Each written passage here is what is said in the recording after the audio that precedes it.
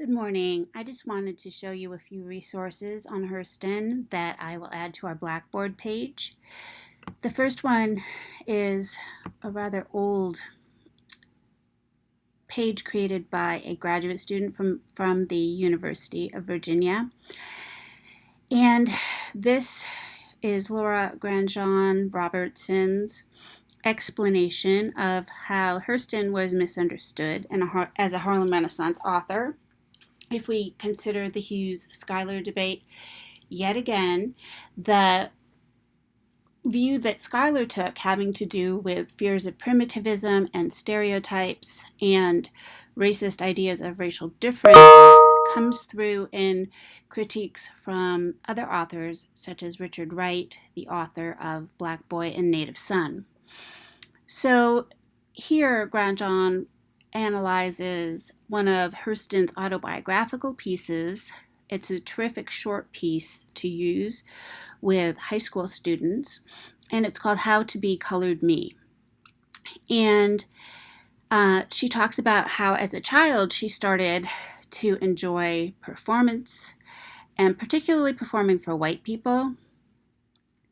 However, Zora knew very well that the likes of Wallace Thurman and Richard Wright and sometimes even W.E.B. Du Bois accused her of performing for white people. So when she wrote How to Be Colored Me, she intentionally rehearsed all of the stereotypes about Black artists that they were afraid of and claimed to embrace them. So, for example, in The Big C, Langston Hughes refers to Hurston as a performer and a most amusing woman. As you know, however, they had a controversy while they were trying to write a play, and they stopped speaking to each other, although they had traveled together and written and collaborated before. Of course, they also had the same sponsor, Mrs. Mason, who they had to call Godmother. So when Hurston published Their Eyes Were Watching God, Richard Wright protested against it, shall we say, by saying, Miss Hurston voluntarily continues in the tradition which was forced upon the Negro in the theater. That is the minstrel technique that makes the white folks laugh. Her characters eat and laugh and cry and work and kill. They swing like a pendulum eternally in that safe and narrow orbit in which America likes to see the Negro live, between laughter and tears. So here is where Grandjean Robertson writes about all of the stereotypes that Hurston mentions and how it feels to be colored me. First, slavery is the price I paid for civilization. And then talking about how when she hears jazz music, she feels like she is in the jungle, and the many different things that she does just to create satire. Now, I don't think we find satire in Their Eyes Were Watching God, but I think Zora became really angry and did create satirical expressions of herself after she received such harsh criticism, particularly from her male contemporaries.